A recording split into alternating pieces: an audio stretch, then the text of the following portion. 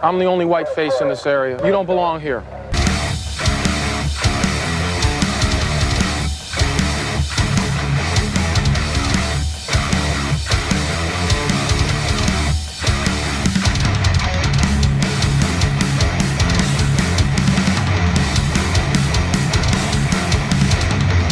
Stop, I'll shoot you in the back.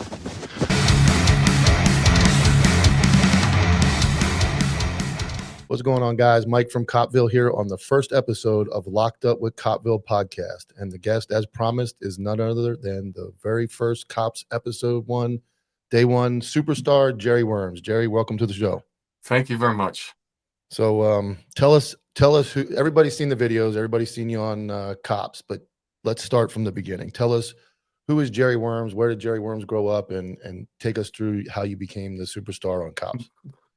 I was born in Washington, D.C., and my father was a patrol officer for the Washington, D.C. police in the 50s. So I was born 55. And then he transitioned into the Treasury Department, which was the first federal narcotics officers in the country, which then transitioned into the Justice Department, and it became what they call BNDD, Bureau of Narcotics and Dangerous Drugs. And that eventually became DEA, which is what it is now. So your dad was one of the old school originals. He was actually one of the first federal narcotics officers in the whole country. So that's what he started out as, a beat cop, and then, became a federal officer. Growing up, every time he got promoted, we moved. So I lived in California. I've lived in Florida, lived in Maryland, lived in New York, New Jersey. So we moved around a lot. I went to 2 different elementary schools, 2 middle schools, and 2 high schools growing up. And my father eventually retired in 1979, and he retired as an assistant regional director. Okay. So he moved up pretty well during his careers, 33 years. Where did you finally retire to? Where did he retire to? California. That's where he retired, in California. Okay. So my whole family kind of, went out there. So then I was living in Miami at the time when I graduated. I went to Nova University. Okay. And that's where I graduated with a bachelor's degree from there. And then after, so that was in 1977. And then I was, doing some, part-time work while I was going to college. And I applied to the sheriff's office back then, Broward County Sheriff's Office, back in 1977, was accepted to go into the police academy. And when I lived in New Jersey, I became childhood friends with John Travolta. He went to high school, Dwight Morrow High School. And let's veer a little bit, because that's part of one of the most interesting parts, I think, of the life you lived before you were a cop. So why don't you tell everybody about your meeting John Travolta and the things you did with him? Well, John Travolta actually dated my sister. So that's where I met him. He dated my sister for a little while. And they, their relationship didn't last, but we remained friends. We became friends. So, when John moved out to California, he started in New York and doing some, little off-Broadway stuff when he got into acting. And then he moved to California, and he was, doing different things, commercials and stuff. And then his career really took off when he did that show, Welcome Back, Kotter. I don't know if everybody remembers that show from the 70s. I remember it. Yep. Yeah. So he did Welcome Back, Kotter, and his career took off. And he would, I was living in Florida at the time, and he was telling me, why don't you come out to California? You could, maybe have work with me somehow.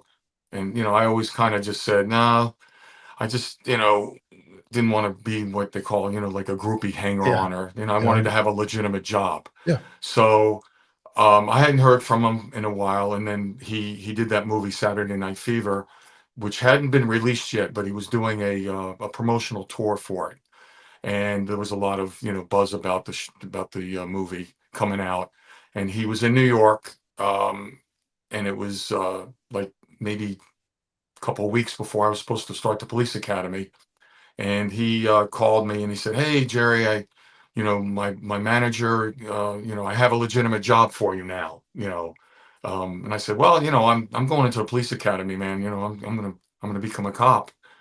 And he said, no, no, let me, I got a legitimate job. Let me let you talk to my manager. So I knew his manager, and he put me on the phone, and he offered me a job. He said, I'll teach you the business, and you'll, come out to California. And so I kind of just went with it. It's just a And what feeling. And what was the what kind of job did they offer you? it was, his manager, was managing, a lot of different actors. So he had, a lot of working actors, a lady named Katherine Hellman, who was on a TV show, and Mary Lou Henner was on that show Taxi, and Jeff Conaway was on that show, and Mickey Rourke at the time was with him. He had a stable of actors that he managed, Travolta being his biggest star at the Mhm. time. So he said, I'm getting busy and I'll need some help. So, I'll teach you the business, and, so we'll go from there. So I called up the police academy and said, I'm not coming. I'm going to take a job in California. Packed up all my belongings in the car and drove cross country and started working for his manager. And I've seen some of the pictures. I mean, that part of your life, I guess you got to meet some celebrities and hang around some pretty cool things. I mean, Yeah, any I of those? mean, once you get into that, lifestyle, and obviously after Saturday Night Fever, his career, exploded. He was nominated for Academy Award. And he also did, then Grease came out after that. And he, at that time, he was probably one of the, the biggest stars in the whole world. So I worked for his manager for, about a year and a half. And at that time, um, Orion Pictures, when his career took off, a lot of actors signed what they call development deals with different studios. And what it does, it gave them a little more creative um, opportunities over their careers, where they could, maybe produce the movie themselves through their own company, meet with writers and directors, and kind of guide their career a little more themselves, as opposed to just being offered and auditioning, jobs. Because, a working actor just has to audition, for jobs. But when you become at that level, you can kind of pick and choose what you want to do. So he opened up this company called John Travolta Productions. It was on the Warner Brothers lot in Burbank, and I left his manager and worked with him in the company there. And my job was, I was in charge of development. So I was reading probably 5 or 6 scripts a week, meeting with writers, meeting with directors, and trying to find projects for him to do through his company. So that's what I did And that for, that's a career in itself. And that was yeah, how old are you at this time when that's going on? How old are you? probably like 24, So, you know, so you're in because I grad, Hollywood yeah. living it up at 24 with John So Travolta. and then when John was doing promotional tours, going flying all over the country and stuff like that, and I accompanied him doing, I did a lot arranging, where he needed to be in hotels and stuff like that. So I got to taste, that life, flying on private jets, staying in, the best hotels, eating at the best restaurants, so And you're and just along. meeting, yeah, and meeting a lot of the celebrities, I went to the Academy Awards, got to, and then the after parties, and, I'm sitting, across from Clint Eastwood, and, things like that, just got to taste that kind of lifestyle. So before you were the star, you were hanging out with the stars. Yes. Yeah. So, And I always, the way things worked out, there were just some personal things that happened with Travolta, and he wound up. I found a lot of different projects for him to do that I thought he should have done, and he passed on them for various reasons. And he got kind of involved in Scientology, which Mhm. was really, something that I really it just was cultish to me, and I didn't want to get involved with it. So he wound up closing the company so I wound up kind of going on my own at that point. So through the contacts I've had, um, I worked on, I worked on some movies that he worked on. I worked on Urban Cowboy for a while, and a couple other movies that he did. And then when the company closed, I wound up just becoming an independent guy, going from job to job. In Hollywood, it's great when you're working, but you're always hustling for your next gig. Yeah, I'm And sure it's a lot of work, a lot of self work, like self and motivation. now, and I was reaching the age of like my late 20s, and I'm saying to myself, self, you don't have any, health insurance. You got to pay for it yourself. You have no pension. You have nothing that, I made decent money when I was working, but then I had to live off my savings until my next job. Yeah. And I was just getting a little frustrated with that. So I wound up working on a movie. I was friends with this guy named Gene Taft, who produced and directed a movie called Blame It on the Night that Nick Mancuso starred in. So I was working on that movie, and I met John Langley. John Langley was the publicist on that movie. And prior to that, John Langley did a documentary called Cocaine Blues with a guy named Malcolm Barber. They were partners on that. Okay. So after that movie wrapped, you're out of work again. So I started, John Langley and I started thinking of different projects to do. So I was working with John and Malcolm, who are the original guys that produced Cops. Okay. So we came up with this project, um, and we pitched the idea to Tribune Broadcasting, and Tribune Broadcasting, said, yeah, we really like this idea. However, we have a deal with Geraldo Rivera, and if we'll only do this project if we put Geraldo in as the host of this show. Well, when you're out of work, you don't have a choice. So we Yeah. said, okay, we'll do. We didn't have Geraldo in mind to do it, but when you're out of work and you have a job waiting for you, then we took the job. So that project was called The Doping of a Nation.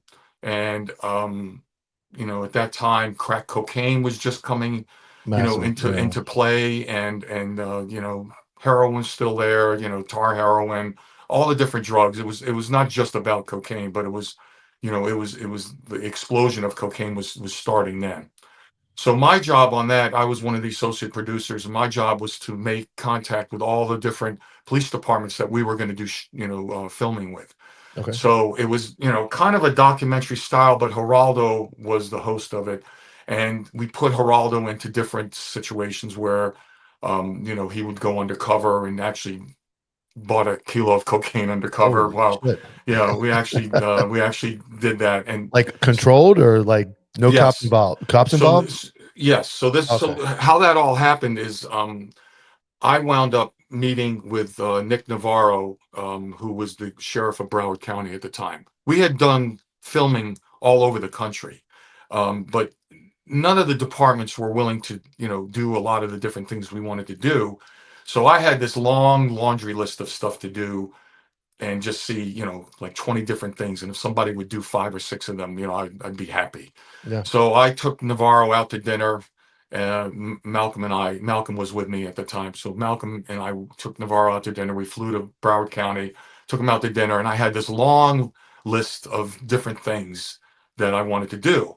And he agreed to everything. I was like in shock that, we want to put Geraldo doing this. We want to do Geraldo with this. We want to do a live search warrant. I know that, when they get all the drugs and all the cases are done, they take all the big in a armored car, they take it to the incinerator and they burn all that, all the drugs that are done, that they have in evidence.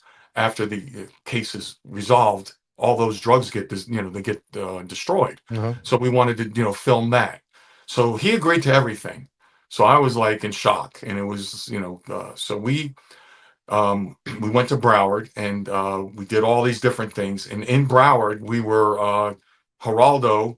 We did a deal in a hotel where we had the room wired and Mhm. videoed, and Geraldo kind of went undercover where he disguised himself a little, and he actually bought a kilo of cocaine, Holy shit. from this guy. And as soon as the deal went down, we came in through the other room because there were connecting rooms, Yeah. and we busted the guy, and that was exciting. And then it was kind of they did a live, because then Geraldo, after the show was over, Geraldo had an audience that he was doing a live show, and they did a live search warrant on the show. I mean, they actually arranged a short. They were going to do a search warrant anyway, but they actually did it around our schedule. That's So cool. Yeah. yeah, so that was kind of bizarre too. They That did probably that. wouldn't that probably wouldn't happen these days, but back then, I No, guess. because Navarro was just so cooperative. Yeah. Now I have to say that, Navarro, I had a little in with him because him and my father worked. He worked for the DEA at one time, Okay. so he knew my father, and they worked together, in New York at one time in the '60s. Okay. So I guess Navarro knew me, as a little kid. So when I went to ask him to help, with the show, he was, super cooperative. So Awesome. it worked out great. And during the show, um, you know, I knew that the show would be over, Mhm. and I would be out of work again. And I'm, approaching, 30 years old now, and the guys that were working the undercover unit for the Broward Sheriff's Office, they saw how interested I was with police work and stuff, Mhm. and they knew who my father was and stuff, and so they kind of were like encouraging me. They said, "Hey, Jerry, why don't you apply to the sheriff's office again?" And they actually handed me an application. So here I am. I filled out the application, and while I was filming around the country and I was coming back and forth between Broward, they actually I was going through the hiring process while I was still working on the show. So I spoke to the lady in HR, and she would arrange for me. I said, "Hey, I'm going to be back in 2 more weeks. Can you arrange my physical?" And then I'd be back in another week. And I said, "Could you arrange my psych? Can you arrange, all the different processes that I had to take a written test and all these different things I had to do, to get hired." So I went through that whole hiring process while the show was, being filmed. Mhm. So now the show's over, and I'm back in California, and I'm not working because the show's over. And the next week I got called, and they said, "You're hired. You start next month." Wow. So I said to myself, I'm going to do this because, I'm getting to the age where if I don't do it now, most cops start when they're in their young 20s. Yeah. Here I am 30 years old, and I'm, just starting to become a cop. So I said, I'm going to do this. I'm going to give it a year. And if I don't, if it doesn't work out, I could go back and, be an out of work producer. So, So so when do you start? When's your first day? When do you start on the Broward County I Sheriff's Office? so I started the academy in '86, Mhm. in 1986, and then graduated, and then started at the Broward Sheriff's Office as went through the academy, and I was probably the oldest guy in my academy class. I I would had imagine. Yeah. I had like 40 people in my academy class. It was a big academy class, And that but was that was all all different departments. okay. In Broward, Okay. you're talking about, they had Pompano in there, there were Okay. Tamarack, Dania, there were like, at least 7 or 8 different departments in that academy class, but it was for Broward County. Okay. So all the cops in there were all Broward County cities that were, Sunrise, all the different cities around. Got it. And there was only 2 of us for the sheriff's office in that academy class. So graduated and then got assigned to District 2, which is, where I started. And then John Langley and Malcolm Barber came up with the idea of doing cops. Okay. So they had a home run, working with Broward. So they came back to Broward and pitched this idea to Nick Navarro again. And Navarro, he loved the publicity. It was great publicity. And so naturally, since I worked with those guys, they were like, "Hey, Jerry, we're going to stick a cameraman and a sound man with you because you know what we need." Yeah. And so I'm driving, and they knew I was working in a very high crime ridden, district. I'm gonna ask you something before we get into that. How long did you spend on patrol before cops started, roughly? I was still, almost a year. I was still Okay. a rookie. I was Okay. still, I Did still you Still a rookie when they when they were riding with me. So obviously by district, you're assigned to a high drug area. Do you think that obviously your dad's a DEA agent? You did some drug stuff with Geraldo. Did you get sucked into drugs? Like that was your thing? Do you feel like it was your calling after you became a cop? Do you think that the Geraldo stuff led to that? I know that obviously you were a drug cop. You can tell a drug cop when you see one, all your episodes, you're chasing drugs around. Do you think that you got into that by nature, or did like the Geraldo stuff kind of lead you that way, or was it where you worked? What really I sucked you think into it's drugs? probably a combination of everything. My father, being DEA, the Geraldo stuff was, very prevalent with the drug stuff we did because the whole show was about drugs.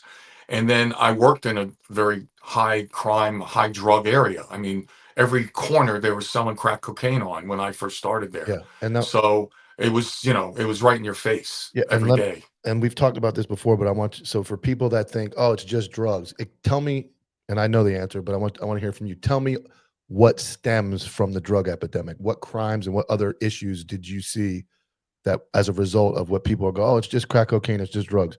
Tell us some of the stuff that you were seeing. I would say all the carjackings, Mhm. all the burglaries, all the thefts, all the robberies, shootings, everything was drug related. When you went back to the initial problem, somebody would come running up to me, hey, I just got carjacked, blah blah blah. Well, what were you doing over here? And by the time you get done interviewing the guy, he was trying to buy, $50 worth of crack, and they yanked him out of the car at gunpoint. Yeah. He never got his crack, so he's running around in the middle of the hood, not knowing where he is, and he's running up to the first cop he sees, me. Yeah. So a lot of people say it's just drugs, but imagine even worse. Like at that time, all of your crime in your district is as a result of drugs, you would say, or a very, very high percentage.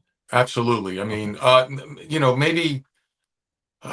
maybe not so much when it came to, maybe sex crimes or something like that. But then even girls getting raped because they went to buy a crack rock and, it didn't work out. So, I would say 90% of what went on in my district was drug related. Okay. And you obviously, so then they decide you're going to be day one, episode 1 of this new show, and they're going to stick a cameraman and is a cameraman and a sound man. Yeah. Cameraman. So there's 2 people in the car with you. Okay. Yeah. And sound man's in the back, cameraman's in the front.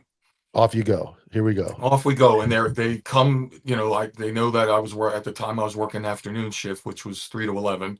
So they would meet me, at the station, in roll call.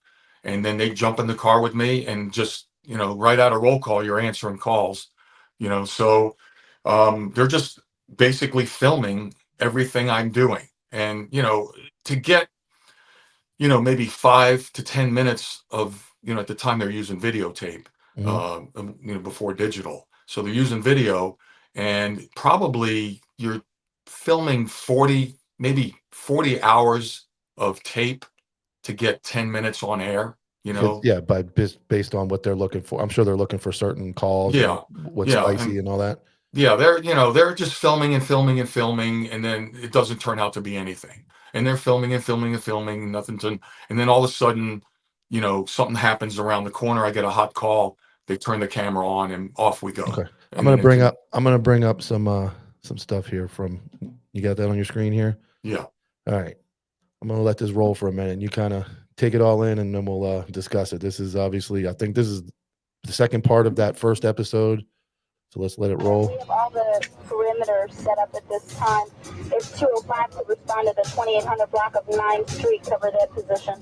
Things can turn at any moment's notice because of the violence and the weapons that are in the neighborhood and because of the drug-related crimes. Great. Put your hands on the car. You got anything in the car I should know about? You got any drugs or any weapons? Do you mind if I look? Do you mind if I look? Okay. Just relax. Okay. Just want to take a look.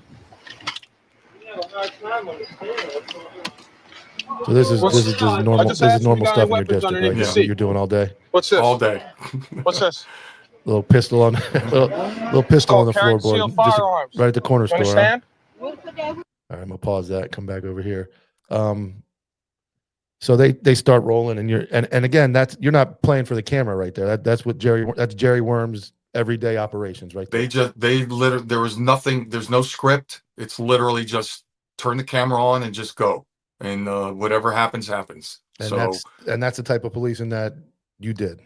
Yeah. I mean, that neighborhood didn't have a regular store. There were no regular stores. All the stores were, little 7-Elevens or little corner markets, usually usually run by the Indian guys. That they were running all those those guys were cashing checks for everybody. Like guys on the Friday, they would all the people would go and buy their beer there, and then they'd cash their checks for them and stuff like that. So they're selling dope there. Crack, white guys pulling up buying. Yeah, so it was just nonstop. Those corner stores getting robbed all the time, and so you just always hitting them.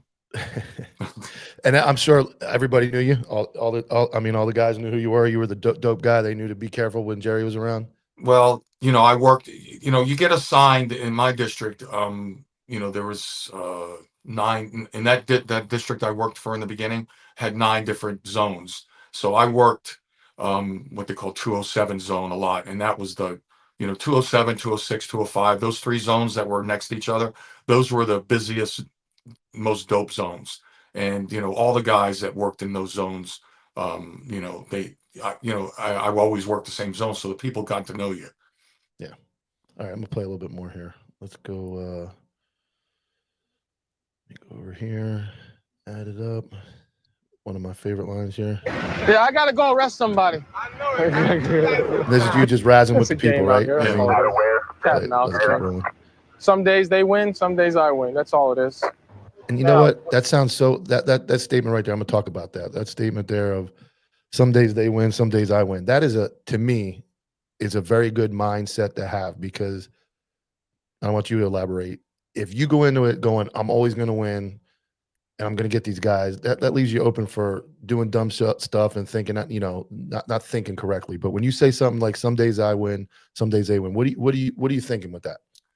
Well, I'm thinking is that my job is to, at the end of the shift is to go home. So that's the most important thing. You got to survive the night. I want to be cautious. I wouldn't say that I, got dressed to go to work every day and, I had a fear, that, oh my God, I might get shot. I might, get injured. I never went to work thinking that way, but I wanted to be cautious. So there's so many bad guys out there that if you don't get them today, they'll be there tomorrow. And if you don't get them tomorrow, they'll be there next week. Yeah. So that was my mindset, that there's always enough bad guys to get, but don't put yourself in a compromising position where you're going to get hurt. Yeah. And we talked about that earlier. And again, I think, and people look at you and, street goon, the original goon, Jerry, OG, but you were smart enough to understand that you don't get sucked into a dangerous situation just because a guy has drugs or just because you think he has drugs. You go home at the end of the day. And I think that's I think that shows the mind of a dope cop, in my opinion, or that type of street cop, that sometimes I win, sometimes they win, but don't get killed or don't go crazy and use excessive force or do something wild to get yourself in trouble, because they're going to commit the crime again tomorrow. And I think a lot in this generation, a lot of young guys, and I see a lot of bad shootings and a lot of things that happen. It seems like guys get so focused on one thing, tunnel vision kicks in, and then they won't stop. They're just going all in, and you see them get killed or shot, and it's unfortunate. But again, coming from a guy like you, I think it's important for people to hear you say that, because sometimes you're going to lose. Sometimes you're just not going to get the guy, and it's okay. Go home at the end of the shift. And I think that's what your message was. Oh, there were times when, I'd see a drug deal go down. I try to get the guy, and, the guy's sprinting away from me, and he's jumping fences, and there's no way I can, the guy looks like Usain Bolt running from me, and I'm like, he won, he got away, he won, he made the deal, and I know who he is. I'll get him later. Yeah. And I guess chasing him, even if you could catch, I mean, sometimes you got to imagine it's on their turf, and you don't know what's around the next corner, who's around the next corner, and you start jumping 3-4 fences, and your technology back then is way less than it was now. Radio reception equipment. So I think Well, that's I can tell you this much. You know, I started when we didn't have computers, no Mhm. computers in the car. Our radios were Motorola, they called them the brick radios. You had to have a charger in the car, and then you pop the radio out and then put it in your holster, you know, on your gun belt. what's your And you life got out on of the car. what's your life on that radio battery? You know, if you could get a full charge out of it for a whole shift, you're lucky. You know, Okay. so you always had to put it in the charger all the time. Okay. So, you know, you're always putting it in the charger. And then you're running out, you know, you got to grab, you know, depending on what time of day, you got to grab your flashlight. We didn't have the little stream lights at the time. No. We had the big mag lights. You got to, you know, the mag light. So you had to grab a mag light. Then you had to grab your nightstick. But, you know, fortunately, you know, I had some extra training. The Broward Sheriff's Office allowed you to carry nunchucks if you went to a 20-hour class, which was Ooh. great because that's one less thing you got to grab. So I always liked having the nunchucks on my belt so I could, you know, have something. You carried those on the belt. Carrying them on they folded up in half, carry them on the belt, and they were always with you. So that was like, you know, kind of like a nightstick, but you know, you could do different things with it besides just hitting somebody. And you carried that in lieu of the nightstick. Absolutely. That was, you know, I went right for the nunchuck class as soon as they offered it. That just sounds so crazy. And obviously you're on video wearing some dude out with them and everybody laughs. I mean, the comments are like, are those nunchucks? Like, people don't realize that you guys were carrying those legally. And they're like, that can't be real. It just looks funny. It sounds funny. But how many guys do you think were carrying those back then? Oh, probably maybe like one in every 10 guy would carry nunchucks. You had to go on your own, or did you have to? Yeah, you had to go take a class. It was taught at the academy. A guy named Joe Hess, who taught the class, and you take it's a 20-hour class that you had to take.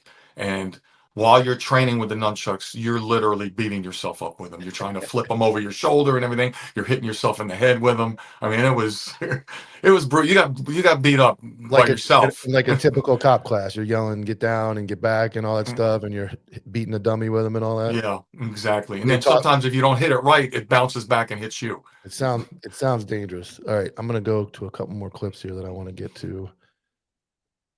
Let's go. This is one of my favorites here. Hey, go around the corner and there they are dealing. I'm down the street. I see you making a drug deal right in front of that apartment complex. Did you tell me I didn't see what I saw? I was just driving by, sir. You stopped by my car. Yeah. You don't believe him, What was the Jerry? exchange going on? There was no exchange at all, officer. You just stay there, no move. Where do you think you're going, pal? I'm lost. No, you're not. I'm not even from around here. No, you're not. I'm from California. You got some ID? Yeah. Let's look at it. That's got to be that little sequence right there has got to be one of my favorite. That to me, having worked that area of town, that is like, tell me that wasn't the most fun you had in your entire career. That's got to be. Yeah, that and when I worked when I was a sergeant in charge of the set team. So they go hand in hand. Like you laid the groundwork to know the gift of gab, the little savvy comebacks, the interview techniques, and then you took it to a sergeant of a unit that pretty much did the same thing. Yeah, but not in uniform though. You didn't believe that guy was lost? So the guy that dug you up, my friend Nick Hatton, was the guy who made the first meme, Jerry Wurms meme, and he put the little compilation together that ended up making the page that got us connected and everything. And I can't tell you how funny that is because I was a supervisor and he calls me. I'm from Jersey. I grew up in South Jersey, and guy pulled the same thing on us. I walk up and I'm from Atlantic City, like right away it was like just the same type of thing. Like they'll say anything they can to and they think they're outsmarting you, and they're not. But it's just hilarious to me that I'm lost. I mean, you don't could you possibly get lost where he was pulling up? No, absolutely not. So he came down there for one reason. Yeah. Buy dope, and he gives the old, I'm lost, and I think your response is one of the best. And the other guy saying, when I see the exchange, they don't realize I'm sitting down the street with my binoculars, just watching them, watching the whole deal go down. So I mean, he's telling me oh, I didn't do anything. And I'm like, looking through my binoculars watching you. Yeah. So So I had my little hiding spots, where I could see shit go down. I'm gonna bring another one up. Another one of my favorite interactions in history of Jerry Wurms. All right. You see me? I'm the only white face in this area besides other cops. You don't belong here, okay? It has nothing to do with white or black. It has to do with crimes against persons. People that come over here to buy drugs get involved in serious crimes. Come over. So people now would probably say that that's not politically correct what you said.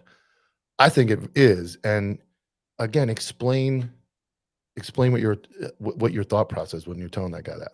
Well, I worked the district I worked in, the area, the zone I worked in was, all the victims were black, all the suspects were black.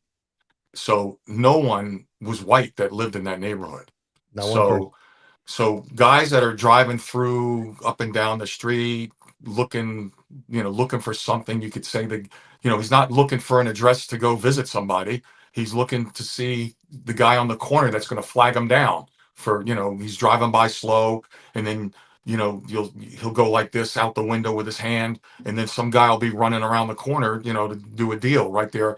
All the deals are done, through the window of a car. Yeah. But, I'd say very rare would a guy walk up and do a deal. It was I'd say 98% of the deals are done through the window of a car. And obviously times change, because I always call this the pre-cell phone era. The cell phone changed the entire dope game. This is absolutely. This is payphones, pagers, and even before that, probably barely. And there were no pager. There weren't pagers when I first started. Okay. No, I didn't even have pagers. So now you got guys that they don't know. I used to call them gun runs, like when a gunship comes through, and these guys crackheads are doing gun runs. They're just hoping to catch a guy's eye, see him, and make an exchange. But how dangerous is that? Because they don't know who these guys are. They don't know. I'm sure they're getting sold pebbles, rocks, drywall. They're getting robbed. So when you say, I'm the only white face in this neighborhood, I'm the only, besides other cops that belong here, some people think that's very politically incorrect, but it's the most accurate statement you can make. And I did the same thing. It's honest. There was a white guy in the hood. He wasn't there for anything else. He's not on a side street in the middle of the hood where, based on your training experience, there's no white people within miles of this place. And they used to give us flack about, like, oh, you're just targeting white guy. Well, what the fuck do you want me to do? Like, they're not here to hang out. They're not coming, and it's like every now and then you got the 3 a.m. paper guy coming through, maybe throwing papers. He was a white guy and he got stopped a lot, but these guys are there to buy drugs. And again, I know if some new guy walked up to some car on camera and said that they'd have a meltdown. But it's accurate. It's an accurate statement, and I think that almost speaking the truth has become, like, oh, so you can't say that. And it's time. Times have changed, and you have to change. And I think like you talked about, technology has every 10 years, let's say, so every decade in police work, things evolve. So I first started, no computers, no pagers, no cell phones, no video. The only video was if you had a Sony camera, which you could buy, but then those were thousands of dollars to buy a little Sony camera. So nobody had those, just studios. So that's how it started. Everything was written. A lot of the ways I was making cases is, I catch a guy with a crack pipe, so crack pipe is a misdemeanor. It's not a felony. Mm-hmm. So, it's my discretion whether I'm going to, take him to jail, so I used the crack pipe against the guy, to hold a carrot over his head, meaning you got to give me some information, because I'm holding on to this crack pipe. I put it in an evidence envelope, put his name on it, his date of birth, everything like that. And I said, I can come and arrest you tomorrow if I want, if you're not going to cooperate with me, so you needed leverage. Leverage was great for me using that kind of stuff. So then once I developed all these little informants, then I would have robbery detectives, I'd have homicide detectives come in, asking me, hey, do you know? Because I knew all these guys by nicknames. All these guys had street nicknames, and I did, what they call field interrogation cards, and I keep a whole little file in my trunk of my car, and I had a Polaroid camera, one of those instant ones where I take pictures of them, attach it to the FI, and then I'd have some homicide detective come on to me and says, hey, I'm looking for Skeeter.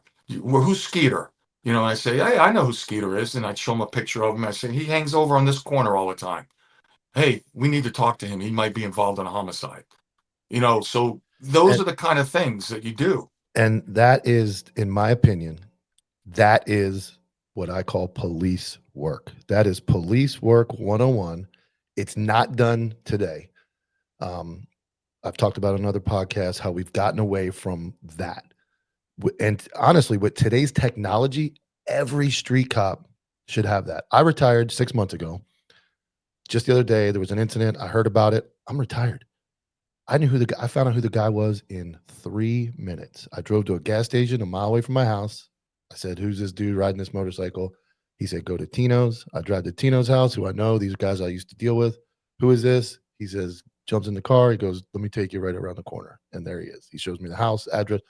That is police work. Developing informants, knowing who you guys are in your zone, keeping tabs. And that is, to me, what develops that next level. Now you become a sergeant, and what are you going to do? You're going to teach all your guys. And I'm sure in that set team, when you got there, that data that you gathered must have been just amazing to pass on and teach the young guys how to do that and already have those contacts, I'm sure, on the street. Well, what got me before I became a sergeant, I was a detective. What got me into the detective division was because I was doing what I was doing. These guys all knew you, right? The detective sergeant came to me and said, "There's going to be an opening in this unit, and I want you because I know what kind of cop you are."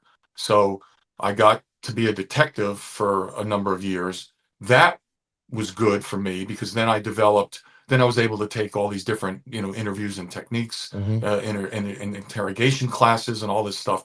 So now I even furthered my career that way. Then becoming a detective prepared me, street cop, detective, prepared me to become a sergeant. Good. So then I became a sergeant. Then I was a road patrol. Then you go back to the street. I became a road patrol sergeant. Then I was able to parlay that into becoming I had a street crime, what they call a street crimes unit, set team. Yeah. So then I became a set team sergeant, and then I actually became a detective sergeant also. So I did all of that, and based on how I started. And that is one of my biggest gripes with law enforcement today is the cell phone and the technology of us texting each other and not talking, especially face to face. It has softened and brought cops down to not being able to communicate even with victims and take reports. At the bare core of our existence as a cop back then, you got out and talked to people and you got in their face and you took pictures of them and you documented who they were and you knew them. And then just the way you have that savvy street smarts to go out and talk to these, hey, I'm just over here trying to put bad guys into.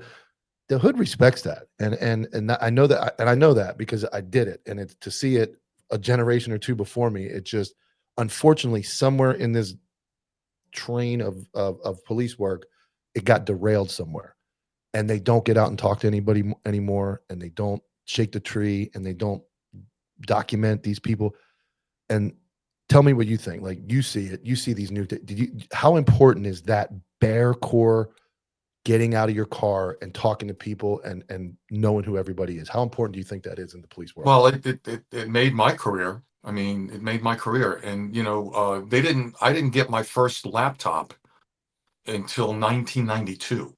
Okay. That was the first time I got a laptop.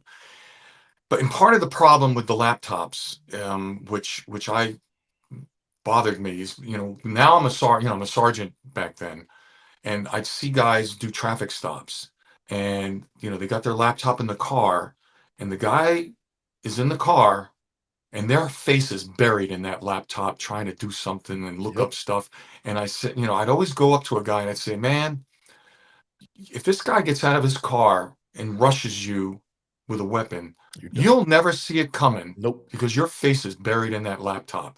I said, if you're going to bury your face in the laptop, wait till another cop comes and is your backup while he's watching the guy. If you got to run something on the computer or something like that.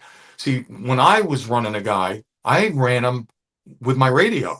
Yeah. So I'm sitting, I'd actually get out of my car. I wouldn't sit in my car at all. Yep. I would stand in my car. Usually the door was open. I'd stand behind my car and I'd be running the guy with my radio, listening to, if he had what they call a 1099 on him.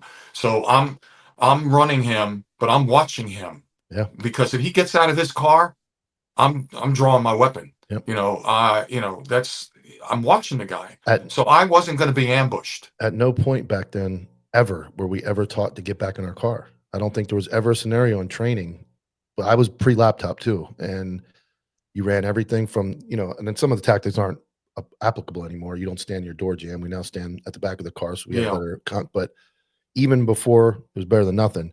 I got out of my car. I ran up, got the guy's information, and I did the same thing. I stood at the door and I wrote this stuff down, dispatch, calling, and my eyes never left the person or the car. If you're writing the guy a ticket, you learned, you're holding the ticket book up here, and you're learning, you're looking. Yep. You're looking. There was a time. It's like you write a little something, then you look up. You write a little something, and look up. It was that time. You're always up and down, up and down, up and down. Look, if you're writing the guy tickets. Yeah. And as technology came along, now you see it all the time. Troopers on the highway, cops, and they're sitting in their car, they're pecking away at this laptop, and I can tell you, nobody's paying attention to that car. And again, you can't even if you are kind of doing it, think about the steps now, like you just talked about. You're outside your car, you ran a ticket, you look up, and the guy's coming. You got time. Here, you're in your car. Usually the door's shut. Music's going probably, or the air conditions in Florida is on a bazillion degrees below zero to keep it cool. So everything's loud. Your radio's going off. You're tapping away. All these programs make noise. Bing, bing. All this noise is going off over here. And you got a guy who knows what's going on up there. So that's where I think technology, I've said this time and time again, has taken away from the safety and taken away from the skills needed to do the basic stuff, because everybody relies. Now the reports are being, I don't know if you know this, that body cameras now are able to write your report for you. They listen to the whole call as you like if me and you were talking, you get back in your car and the body cam dictates the report now from everything it heard on the call, and then you just got to kind of edit it. So as technology has gotten cool and brought things, maybe streamlined them, I think it's caused, just like people don't have the same conversations anymore, or they're uncomfortable having conversations face to face because we've developed a society now that is uncomfortable having personal, close conversations in person. So I think that is like one of the worst things that's ever happened. And I'm glad to hear you say that, because I think it's something when I trained people, and I still say that you have to get them out in the crime area, talking to people, to learn to develop those informants and to learn the skills of interviewing somebody. And I'm glad you agree. And I'm glad that you see that it molded you to what you believe was the best cop you could be.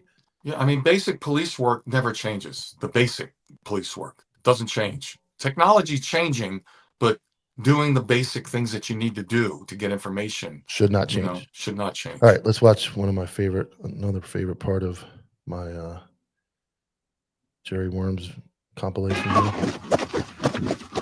210, 1031. 210, I'm going southbound on 29 Terrace. This is in the hood. We have a 99 on a white male. It's got blue long pants on and a white shirt. Here it comes, Heading Jerry. towards Sunrise.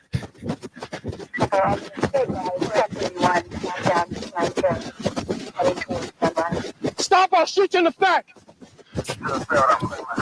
I'll never live that down. So I'm sure you won't. How did that go over in the agency? When that airs, how is that? It was a kind of a cringy moment, but that was one of the techniques I used. Obviously I didn't have my gun out and I had no intentions of shooting him in the back. I used that technique hoping that he would turn around and look at me and maybe trip on a curb or run into a parked car and just slow him up a little, because, hey, this crazy white cop is chasing me and, maybe he is going to shoot me. I don't know. But But in It your was a mind, technique I used, and it worked. Sometimes it worked. what do you think about today? You think anybody should be yelling, "Stop us in the back"? I don't know if that would go over too well. And obviously, I mean, did they tell you? Did you get talking to or anything after that? Like, hey, tone it down a little bit. My lieutenant, who was on that scene, if you noticed when I was starting to run, Yeah, we're gonna get. I see a guy like he just gives up. He's like, I'm not going. Well, he just he wasn't going to chase the guy, so He's a lieutenant. He's like, I'm done. he was a lieutenant. Let's and back that up. Back that up. How does that guy end up taking off? What happened with that, and once again, I'll admit that some of the procedures probably should have been a little better, and the way it was edited wasn't exactly the way it came down. That guy was looking for dope in the neighborhood. He never bought the dope because I got him before he bought dope. I ran him. He had a theft warrant for him. So his girlfriend, I just started taking his property off of him because I pretty much knew he was going to go to jail. Mm-hmm. What I should have done immediately is I should have just cuffed him and put him in the backseat of the car. Because if you have a hit on somebody, put him in the backseat of the car, handcuffed. If the warrant doesn't come back, active, you take him out of the car, you unhandcuff him, and you say, okay, sorry, doesn't go. I didn't do that. He was just sitting in the back of the car. The door was cranked open. My lieutenant was near there, so I was like, I wasn't by myself, so I didn't have my guard up as much because there were other cops there. Mm-hmm. So I took his property and turned my back and started handing it to his girlfriend. Okay. I gave him his wallet and stuff like that because if he goes to jail, she wanted to have his money and stuff, his jewelry and stuff like that. Well, as soon as I turned my back, since the door was open, he took off, and he actually ran by my lieutenant. My lieutenant was there. He started to move towards the guy, but he was like, "Oh, I'm older and out of shape. I'm not going to chase this guy." All right, let's pick it back up here a little bit later. So is this the nunchucks? Here's the nunchucks. This is him. That's your lieutenant? No, that's the backup deputy. My lieutenant shows up over there. Okay. And he reams me out a little, which I deserved. Okay, so he reams you out a little bit for how everything went down. Yeah, the procedure a little. But you gave the guy the business with the nunchucks. He got a. Yeah, I caught up to him and I hit him in the back, and then he went down after I hit him with the nunchucks. And then he fought me a little. I hit him a couple times. And you can hear him. So you got a little razz over that. And that. How does that? So that goes out. Those episodes start airing, and how is that received amongst the rank and file of the sheriff's office? These episodes and you out there chasing these guys around. The original Cops was what they call the pilot show. So the first show of Cops was an hour long. Okay, and they, people that want to watch the whole show, it features various different people in different units. And I was one of the featured people. So they took the pilot show, John Langley and Malcolm Barber, back to Fox and said, hey, we want to do a series with this. So then Fox said, do you think you could make, how many episodes do you think you could give us? So they came back to Broward and shot the first 13 episodes of Cops was shot in Broward County, all 13 episodes. How long do you think that took? Weeks. I mean, they were there for months. And and then because there was a long period of time between Fox authorizing them to do this. When they came back to Broward, I made detective. Okay. So they weren't really following me much then, So you're only on what, episode 1? No, I'm on other episodes. Oh, but you're just but not in uniform. Okay. I'm here and there. But I think I've seen a couple other ones where you're in plain clothes on some of the episodes. Okay. And then they did they call the crackdown. We would do these big crackdowns, and then I was in the plain clothes doing that too. So but that's the period of time between the first pilot show and then them coming back to Broward to do the other episodes. I made detective.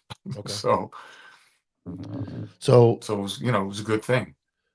obviously we could spend all night, probably 2 nights, talking about that. Let's just kind of fast forward it. Tell us about, roughly how did the rest of your career transpire? What goes on? You go on cops, you become a detective, you become a sergeant. Where do you go from there? So when I left that district, I actually worked in that district as a detective because each district had their own detective unit, not for homicides, but for robberies, burglaries, thefts. Um, the district itself had their own, unit. So I worked in the district. Then I got promoted, um, and then I got assigned to Deerfield Beach, which was one of our districts. It used to be Deerfield used to have their own police department, and the sheriff's office took them over as a contract city.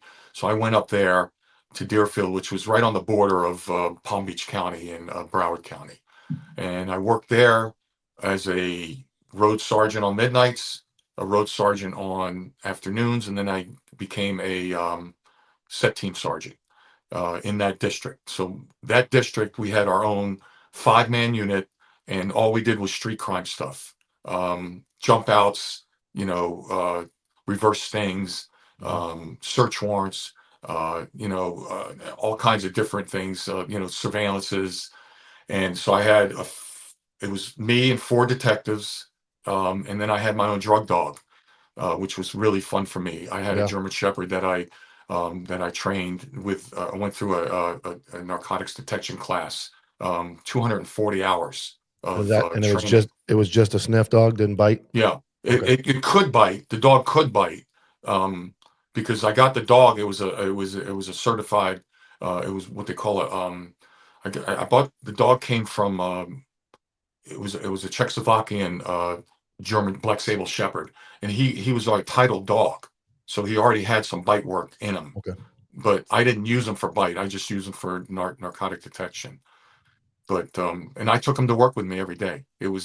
And I used him all the time. And I was always getting called, hey, can you run out and sniff this car for me, because I got a bunch of guys in the car, and under the Carroll doctrine, if people don't realize, you don't need a search warrant to search a car if you get a detection dog that gets a hit on a car. Mhm. Then everybody in the car, all the occupants of the car, everything in the car, the trunk, glove box, everything's subject to search. Yeah, there's some case law garbage out there now, like with time frame. A lot of stuff has changed, but back then you guys were just, you could hold those guys, wait, get up there, and Well, everybody. they wanted I guess they wanted like a 20. I don't know how this number came up, but I used to hear like 20 minutes. Mhm. If you're going to hold a guy more than 20 minutes, it might not hold up in court. Okay. But the guys that were stopping these cars, I was already in the district. I didn't have to come from anywhere. I could meet them in 5 minutes. Okay. If I was around. So you go on, do canine, set, sergeant, and then Then I got transferred to Pompano, which was another heavy duty drug area, as a road sergeant in Pompano. So then I went to Pompano for a while, and then I made detective sergeant in Pompano. So then I worked there for that district. for that district. So I was doing supervising a group of detectives, doing the robberies, the burglaries, and the thefts in that district. And homicide And was still separate. They had their own separate, homicide. Yeah. homicide still separate. Okay. Then from there, that district was getting annexed. That was what they call Old District 9. That got annexed between the city of Pompano, because Pompano was their own police department, and we wound up the sheriff's office in when I first started at the sheriff's office, there were maybe 7 districts, but they kept all these Dania, Tamarack, Deerfield, Pompano, Oakland Park, all these cities came over to the sheriff's office. They gave up their police departments and wanted the sheriff's office under a contract. So District 9 was unincorporated. So Okay. when that unincorporated district got annexed, half of it got annexed by the city of Deerfield. The other half got annexed by the city of Pompano, both BSO. So the district was basically disappearing. So then I got transferred to the airport. and that's where I wound up retiring from. Okay. So So- that was it. Took a couple lieutenant's tests. Didn't make it. Got passed over, for, I'll say it, DEI. I know my experience, my education and my experience far superior to all these other people that were getting promoted. There were like 4-year sergeants getting promoted to lieutenant, and I had been a sergeant for probably 15, 16 years already, and already supervised detective unit, supervised, street crime unit, supervised road patrol. Didn't matter. What more experience could they have wanted than for me? And I got passed over, several times. And at the point, once I got transferred to the airport, I would not take a lieutenant's test anymore. I said, that's it, I'm done. So you I'm not kind of, you just said, I did it. I did everything I wanted to do. I'm not gonna make lieutenant. They got me at the airport. I'm just gonna cash it in and retire. And then I hit some of the because our lieutenants didn't make overtime. Oh, So you're I was able to cash in some overtime and get my retirement, up there, because it's based on your high five. So that's what I decided to do. I told my wife, I said, you know what? I'm just gonna hit it and try to, get out of here with a good retirement. Well, it's good you did it then, because some guys nowadays hit it the first 2 or 3 years they're in the job and they retire on duty and work overtime. You, how many years did you do until you decided I'm going to just hit this high five? How many? Well, I did 29 at the Okay. Broward Sheriff's Office. Okay. And then I left the sheriff's office, and I wanted to have another couple years before I started collecting Social Security. So Okay. now I'm 60, and I wanted to work till I was like 62. Okay. So I went to Coral Springs Police Department, which was a city in Broward, Mhm. about a 250-man department, good sized department, really good department, very well managed. I really, so they had an opening for a school resource officer, and I interviewed and got that job and did school resource officer for 2 years. And then when I hit 62, I decided it was time to leave Broward. Got it. And that's when I hung it up completely, and I moved to Tennessee. And thank God I did, because people all know about the Parkland shooting. Yeah. And, at Stoneman Douglas. And I was living in Parkland at the time, and my son was at the middle school. Mm. And if I would have stayed, he would have gone to Stoneman Douglas High School. He would have been in that building when that active shooter entered. So it would have been a nightmare. Yeah. Because if I was still working for Coral Springs, which was right next to that particular area, I probably would have been dispatched there as a one of the officers to because Parkland and Coral Springs butt up to each other. So Yeah, that's right a there. lot of Coral Springs cops were also dispatched to that shooting. I think a lot of all the way as far as like Sunrise, those guys were coming from everywhere. They were coming from everywhere, but Yeah. I would have been dispatched there because the school, one of the elementary schools I was working at, and the high school was maybe 5 minutes away. So I would have been dispatched there. You were school resource before they even required it. That Coral Springs had decided they were going to put people in schools. Coral Springs, their mayor wanted a school resource officer in every school, elementary, middle, and high school. That's good. And they had 6 elementary schools in Coral Springs. They had 2 middle schools and 3 high schools. And they had an officer in every single school. And I started out in the elementary school, which was fine. That's what I wanted to do, because here I am 60 years old. And, what do I wanted to kind of be a good mentor to these younger kids, but I don't want to get into too much. Yeah. But then the last 6 months, I got assigned to the high school because the high school was having so many problems that they wanted 2 resource officers in the high school. So they put me in the high school, and here I am, just now I'm 62 years old, and I'm, dealing with, 18 to 20-year-old gangbangers, because it was a rough high school. And I'm like, I got to get out of here. That's when I decided, I got to leave. So you hung it up and retired up to Tennessee. Yeah. So how, I'm going to talk a little bit about how we met. So that's how I first found you. I started Googling Jerry Wurms. I'm like, how do I find this guy? So I saw the Coral Springs. I actually reached out on their social media, reached out to Coral Springs, no response in DMs. And I'm like, man, And then by the grace of God, I get a DM from your wife, and she sends me one of the memes I made of you and says who she was. And You have I to said, let "Hey." them know I was not on any social No, media. that Jerry is I, not on social media I was whatsoever. never. I I wasn't looked on everywhere. nothing. No, Nothing. I Googled. I'm like so I started reaching out, and one of the guys that I don't know if he knows I'm off the main page. His screen name is like E.S. Samuels or something. He's a fireman in Broward, and his dad actually worked with you. Yes. So he says, try Coral Springs, whatever. And guys start reaching out. And then your wife ends up DMing me. And I said, oh, if you ever get a chance, let Jerry know. And you called me about 3 minutes later. And I'll never forget looking at my phone. And I'm like, this is Jerry Wurms calling. I'm sure it sounds crazy to you. You're just, I'm just a cop. But I think you've seen now, and talk about this for a few minutes, the impact that I don't think you realized you had on an entire generation of young cop. Even like I said, the guy who really started making the memes about you was only, I think, 30. So you're talking about guys that might even be born or infants. No, they weren't. A lot of guys that DM me, they weren't born when Cops was on. So I can tell you how crazy it was for me to look down and go, this is the guy. This is the guy that I mimicked my career after. I tried to work the same way. What was it like? And again, I'm not asking you to, humble. I know you're a very humble guy. You're one of the nicest guys I've met. What was it like, though, to find out you had this entire generations of cops that looked up to you in the way that you found out that they did? Well, it's very flattering. I mean, who would know that, 35 years later after, Cops, that all of a sudden I would be getting this attention. I mean, it's just, it's kind of mind-boggling. So then, I was forced to, join Instagram. So I knew nothing about. I didn't even know how to do it. I had to take lessons from my son and my wife because I knew nothing about social media. I refused. Jerry, all my friends all are on Facebook. I said I refuse. I'm not getting on Facebook. I'm not doing, Snapchat and all these other things. I just, I'm old school. Yep.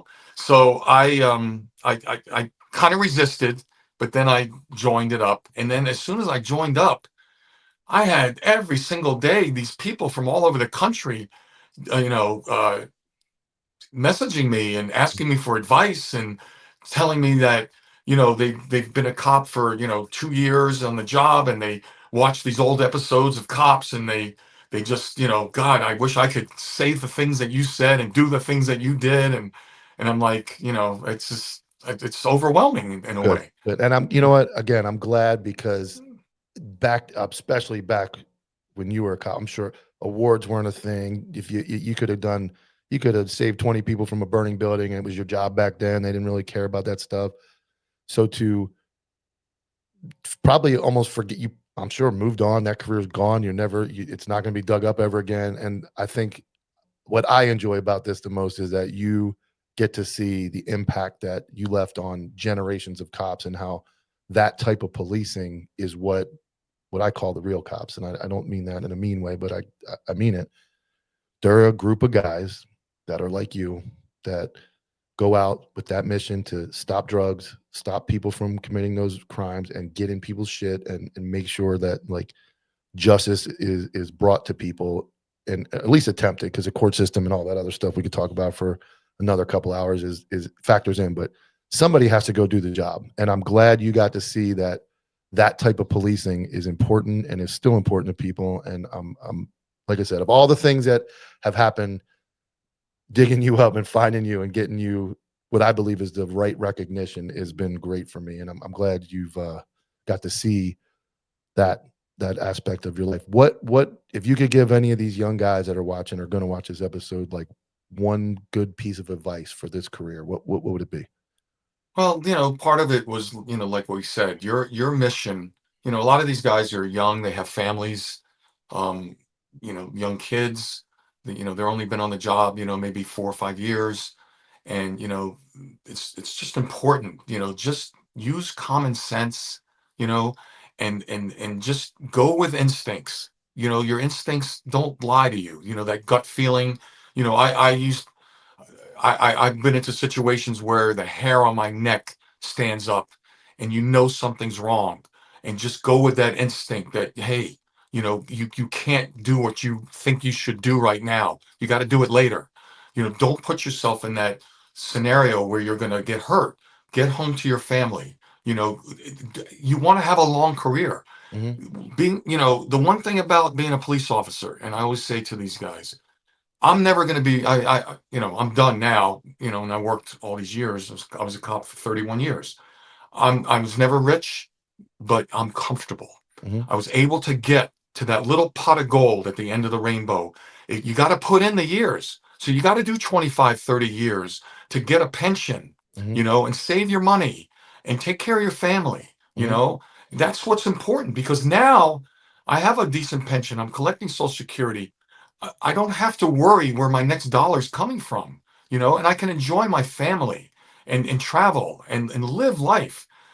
And I'm, yes, I have some aches and pains. I've had a couple back surgeries. I have 2 neck surgeries. I've had foot surgery. Yeah. And some of it is job related. When you work as a cop for 31 years, wearing a gun belt and a vest, carrying, 25 pounds worth of stuff on you, you're going to have some problems, as you get older. But, I made it. I went to 6 funerals. Guys, Broward County's had a lot of cops killed. I've gone to 6 funerals of people I personally knew. So it's you want to make it to the end.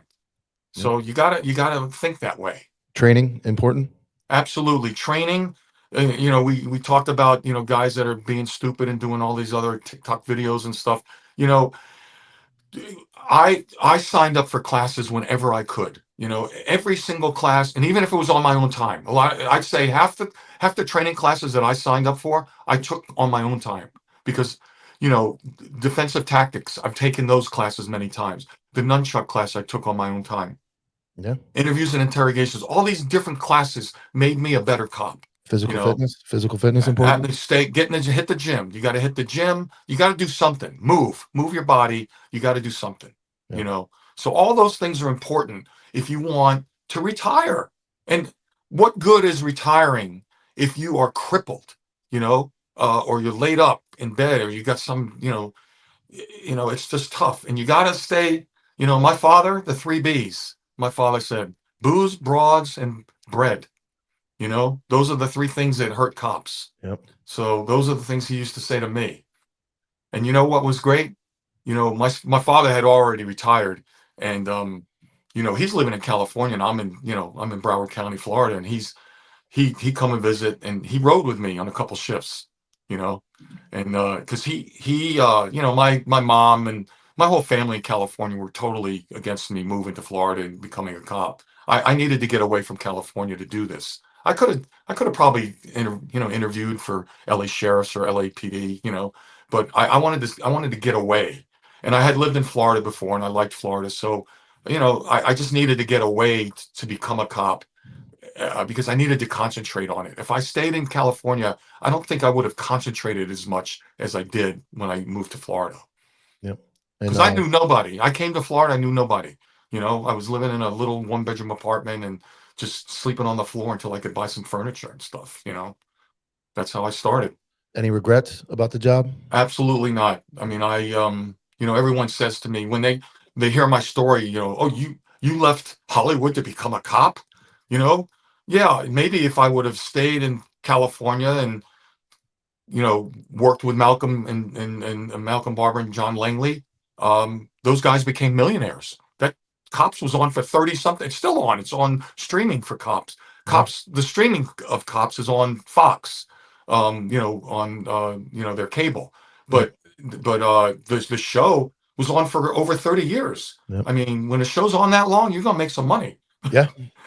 Well, like I said, I think that speaks about your character, that you would answer that question that way, that you wouldn't change anything, because you probably could have made a lot of money in Hollywood and done whatever, but you chose to become a cop. You chose to go out and do the job, stay fit, train, and go into the places that nobody else wants to go and do the things that nobody else wanted to do, which was drugs and violent crime. And you made it onto a TV show where you were able to have other people see a guy like you doing that. Again, 30-year-old rookie, you're not you weren't a spring chicken, and yeah, but you got at it, you stayed in shape, you did your job. And I think that for me and the guys that are going to watch this and really enjoy this, you set the example for what a cop should be. And to still have that much, I can see it in you when I ask those questions and you start to get that feeling comes back, and I'm sure those memories spin in your head. For you to have that type of still that passion for this job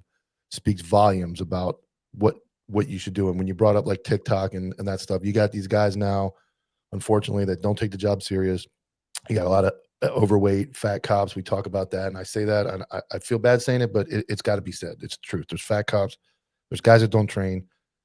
And that's not what a cop should be. And for a guy that's your age to still have that much fire and understand how important it is, like I said, we thank you, Jerry. We really do. We appreciate everything you did and how you went out and did that job, and the fact that you're willing to talk to everybody. And some, guys retire and I don't want to. You are very humble, and we appreciate it. And I'm going to give you the floor for anything you want to say on the way out.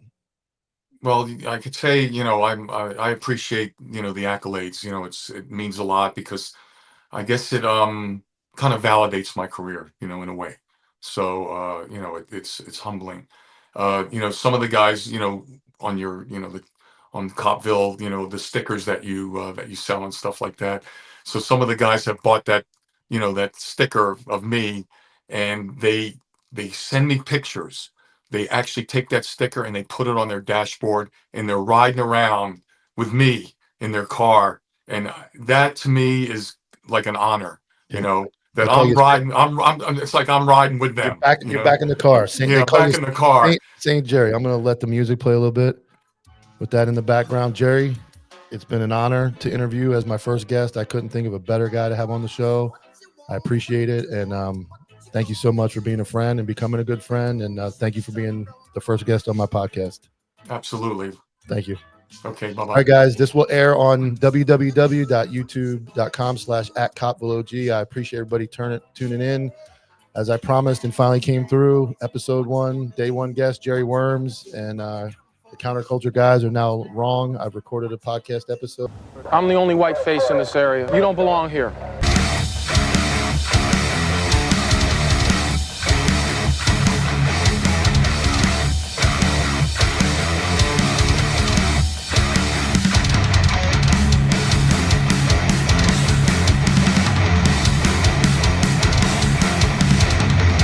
Stop, I'll shoot you in the back.